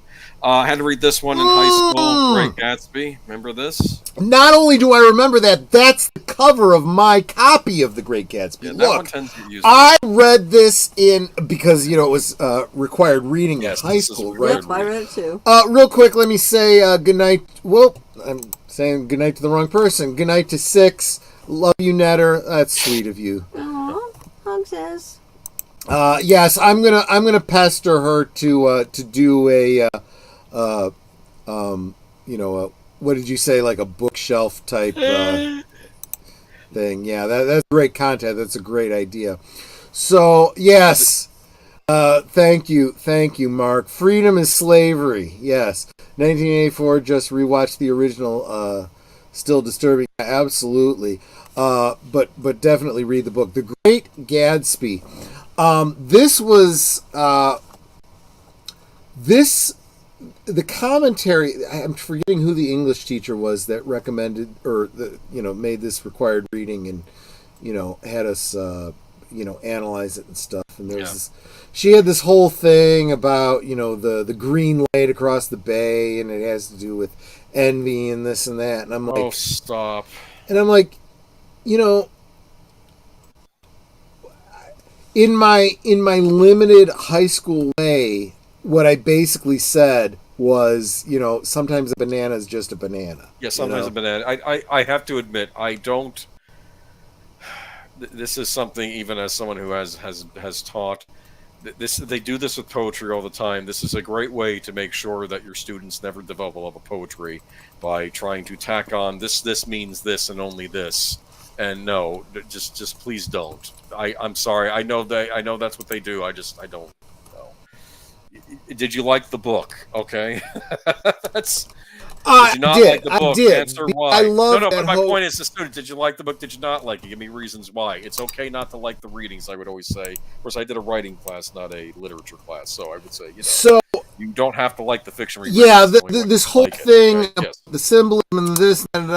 Sometimes it's obvious.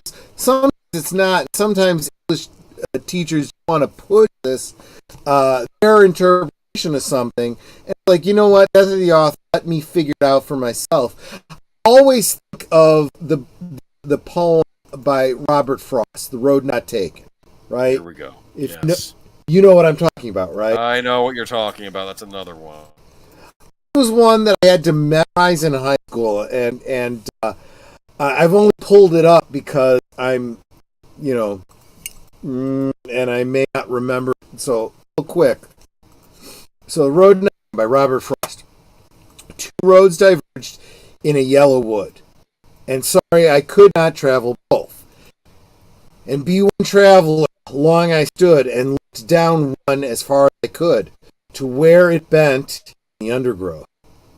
Then took the other, as just as fair, and having perhaps the better claim, because it was grassy and wanted wear, though as for that the passing there had warned them really about the same.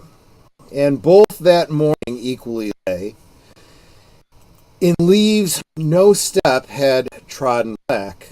Oh, I kept the first for another day, yet knowing how way leads on the way, I doubted if I should ever come back. I shall be telling this with a sigh, somewhere ages and ages hence. Two roads diverged in a wood, and I took the road less traveled, and that has made all difference. So, I don't know about you, if you've read this poem before. Yes. Well, I'm talking to the chat. I know you have. I don't know if it was, recorded reading in your English class or literature class. I know what I am guessing your teacher probably told you, how important it is to take the road less traveled. That makes all the difference. Be a trailblazer, right? And it's like, that's not what Frost is saying. You read the whole poem here. He's saying it doesn't make a fucking difference one way or another. You still end up getting out of the woods on the other side. The interpretation I heard in my class was, this is the narrator making or the speaker, that's what the term is, reasoning why the road last year was better, but how would he know? Because he didn't take the other road. Right. Well, that's a good point too. That's actually a reasonable. I would accept that one. I did not ever accept the one that my teacher gave me. No. That he chose the right one and it made all the difference. No, it didn't. You have no fucking clue. No. It's just all he did was work harder to get to the other side. Yeah. Sometimes the harder road is worth it, and sometimes you made a mistake and you picked the harder path, right? I mean, it's like... See, Nate makes a great point here. Maybe there was a bear on the road more traveled. No. Yeah, right. If I'd taken the easier one, that's where all the bear were hanging out, and I've been mauled to death, and I never would have made it. Nate makes a great point. It's and maybe this is why I'm such a big David Lynch fan. David Lynch and I would be totally simpatico on the whole death of the author thing, right? Where he makes an assertion and the interviewer says, "Would you like to elaborate on that?" No, I would not. He says all he is willing to say, and that's it. And really, you really want to know what David Lynch thinks? Rewatch the movie or whatever, because everything is there. And if you interpret it differently than he did, and you tell him that, his response will be, "That's a very interesting interpretation. Does it match up with yours? Maybe." He's very death of the author. Take from it what you will, And I feel the same way about poetry. And I don't like people telling me this is what it means. Yes. Anyway, The Great Gatsby was one of those for me, I had to read a bunch of books in high school. Catcher in the Rye was another one. So was To Kill a Mockingbird. I remember reading that one. Oh, I did a whole diorama on To Kill a Mockingbird. That's interesting. Yeah.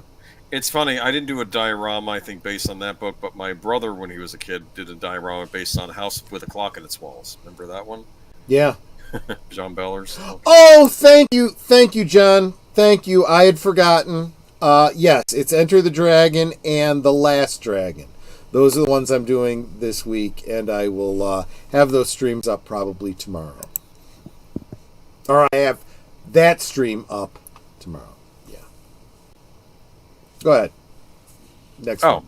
I'm just going to say scary stories to tell in the dark. And this is where I have to... We're going younger now, yes. Okay. This is where I have to recommend another YouTuber. Check out John Solo. That's Jon Solo. He has a series of videos about scary stories to tell in the dark where he compares... They did a movie or something like that? They did a movie based on it, yeah. And each one of the stories is loosely related to the different stories in Scary Stories to Tell in the Dark.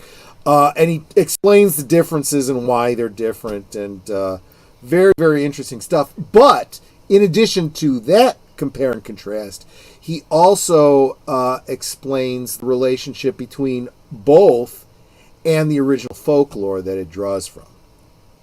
Yeah. You have, let's see here, though, but I remember there was the big toe story in the book. Remember, the kid saw a big toe sticking out of the ground, so he just gives it a good hard jerk, and it came right off, and then he brought it home to his mom to make for supper.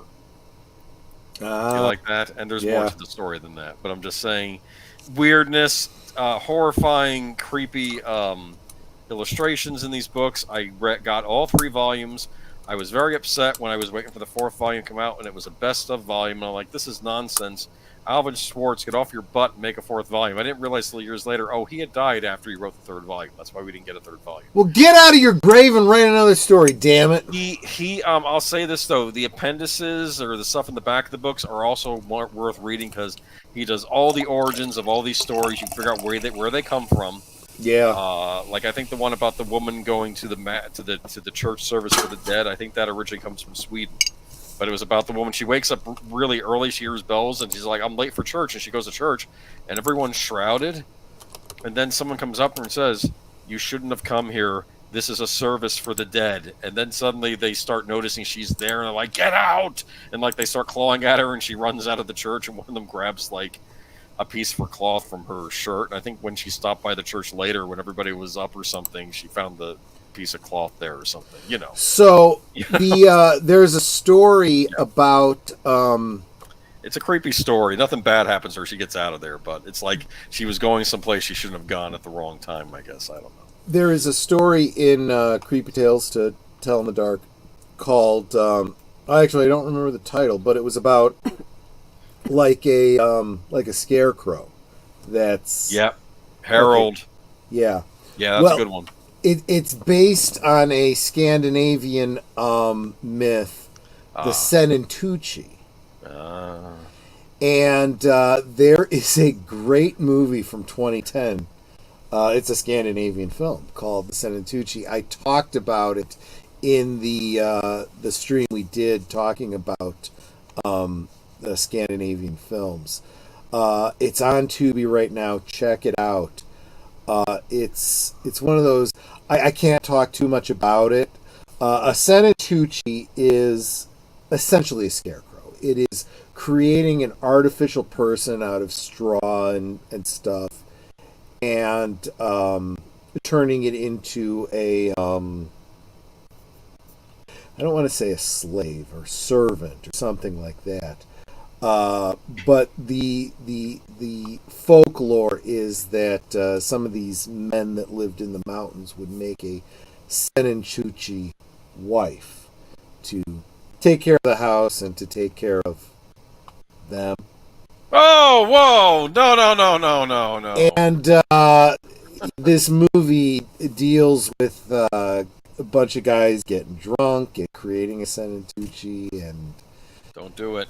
Comes to life, and they don't treat her very well, and there's a huge twist ending that I don't want to ruin for you. I need to see this. Okay. Yes. Senentucci. Senentuntsch. Oh, screw it. I'll ask you late tomorrow. On Sunday, I'll ask you about it. Yeah, it's in my list because I watched it and it messed my head up a little bit. I was like, oh crap. Yeah. Had to read this in middle school. Required reading over the summer. That was just something I've never heard of this one before. Yeah, they sometimes schools will have here's your book you have to read over the summer. Make sure you have it read by the fall. What's the name of the book? A Day No Pigs Would Die. This was about Shakers, who I assume were less fun versions of Quakers. Less fun versions. That's what I wanted to say. Shakers, they're the sinners or something. I don't know. Welcome, Tim Hayes. The Quakers. Anyway, I did not care for this book. There's a horrifying scene in the book where they, we have to train your dog how to go after coyotes. We have a coyote in this barrel. Take your dog, and the minute the dog goes after the coyote, and it'll have a taste for the coyotes and always go after them. And of course, something goes horribly wrong in the barrel. Of course, I'm not going to get into details because I'm sure there's some dog lovers in the chat. And I think the book ends with they're going to starve in the winter, so they have to eat the pet pig, his pet pig that they've been raising all this time. They have to eat it, or the family's going to starve. And right. I guess the idea is hopefully one day there'll be a day no pigs would die. Okay, blah, blah. Didn't like the book. I remember working in a chain bookstore once years back, and some guy came up and he was like, look, that's an evil novel, because I don't know if this ended up on a banned book list, and I just kind of nodded and agreed, yes, because I didn't like the book, so I didn't care if it was offensive to him. Oh, I did not like this book. Quakers don't smoke, don't drink, and they don't dance. I think Shakers were fun. Okay, so Shakers were more lenient. Okay. They didn't seem that they just so they could do a dance. Okay. Anyway, let's move on. Edgar Allan Poe. You like Poe? Yeah, it is kind of like a golem. Like absolutely, a golem. Nate. Yeah. They had a great episode of Superboy about a golem. Remember that? A bunch of I think like a Jewish temple was being attacked by a certain group that rhymes with Yahtzee. And I don't remember that, but I think one of the young rabbis or someone in the church decides to make a golem to go after these, and Superman has to go up against the golem because eventually it's going to get out of control or whatever. And then later on in the episode, at the end of the episode, the one guy says, who's part of the community, says, golems in the right hands, they can be used as a force for good. And I think the guy helped out, and then you realize this guy is a golem. That was brought to life, and I thought it was interesting that it was basically saying, it's not the golem that's bad, it's I guess it's the creator, however it was made, because he actually was a golem that got turned for good and was, I guess, like a superhero for that community. Nice. Or something, but it was interesting, yeah. Have a complete collection of Edgar Allan Poe, sit down and read them. Yeah, they're good. You can always do it one story at a time in evening. Oh yeah, that's just it. When you have a collection, you can do one story at a time, and just do it go quick. Like an hour or two. You probably get one read in an hour. They're great. Favorite story is The Black Cat, but he has many great stories. House of Usher. Wait, before you go on. Black Cat. There's also a movie with. There's lots of Black Cat adaptations. Yeah. I'm trying to think of the one with. Oh gosh. I want to say Boris Karloff and. You're thinking of The Raven. Is it The Raven? Oh, sorry. Now the adaptation of The Black Cat was in another Roger Corman movie, which was, I believe, it was.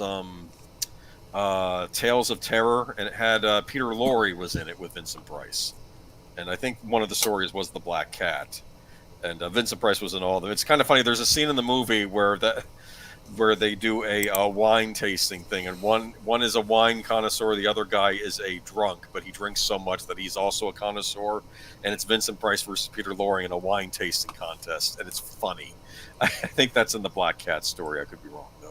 Or maybe it's the Casco Monticello. Without giving too much away, Mr. Londell's Groovy Movies has reminded me that sometimes people take and use as pseudonyms names from famous stories. Yep. And I see the name Annabelle Lee, and I'm like, Yeah.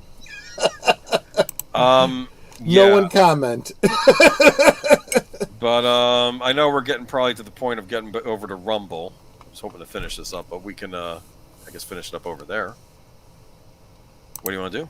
Karloff and Lugosi, which story are you talking about? Wait a minute. No, that's a black and white movie. He's right. No, there was another Black Cat made by Universal Studios, and that had Karloff and Lugosi. That's the one I was thinking of. Okay. I was mistaken. Yeah. That's another great adaptation. That was a great adaptation of Black Cat. In fact, it had a very modernist look to the house, which I thought was interesting. Yes. It's a great horror movie. But the reason I bring that up, very good films. Still, you probably want to read the book. Yeah, the stories are great. They hold up well even today. There's some antiquated language, but I find it rather charming. But yeah, the 1930s. I know what you're talking about, Tim Hayes. Yes, yes. I'm almost done here anyway. Let's just The Eyes of the Killer Robot. The Eyes of the Killer Robot by John Bellers. Many people know John Bellers for the House with a Clock in Its Wall series. But he also wrote another which series. Netter's a big fan of. I had to buy her that movie. Yeah. With Jack Black. Yeah, but he also wrote the Johnny Dixon mysteries, which had kind of a similar vibe to them, kind of horrific type stuff. And Edward Gorey did all the artwork for these books. See, that's nice. Edward Gorey artwork. But this was an interesting book. I think the bad people in it, and it's really curious, I think they were trying to create a fake baseball player to help them win at baseball or something. But it was I think he actually, I don't know if he ends up being going into the Yankee Stadium or something at some point in the book. It was a good little book, the Johnny Dixon mysteries. That was his other big series. 1960s horror film starred Vincent Price and Peter Lorre. Yep. And then there we got to my last book on here. I'm going back in order of big books that influenced me. The Berenstain Bears. Oh, I love the Berenstain Bears. Oh gosh. This was the creepy one. I remember the spooky old tree. Yep. I read all of the Berenstain Bears. And you know how I did it? They were in the school library. I took one after the other after the other. Go to your local library. Yep. We may have to continue school libraries on Rumble. That might be an interesting break point to that. But that's it for my little brief presentation, which I guess wasn't as brief as I thought it would be. But how do I get rid of this thing now? I got to remove it. I can remove from it. Studio. Well, I can do it. Okay, you do it then. All right. Fine, you do. But you would have to hit stop sharing, but actually, it's the midnight hour. Did you want to switch over to Rumble? I am. I'm going to switch over. Are you staying with me, Boomer? Or do you have to work tomorrow? I don't have to work tomorrow, so I'll stick around for a bit. Yeah. All right. Let me. So I am going to be shutting down the YouTube stream now. If you want to join us for the rest of the stream over on Rumble, I would not only appreciate it, I would ask you to come on over and follow me over there, because if anything ever happens to this YouTube channel, that's where my stream is going to be every Friday. Okay. I love this from Sir Torrance Clegane. Library. Sounds like a dishonest fruit. A library. Yeah, exactly.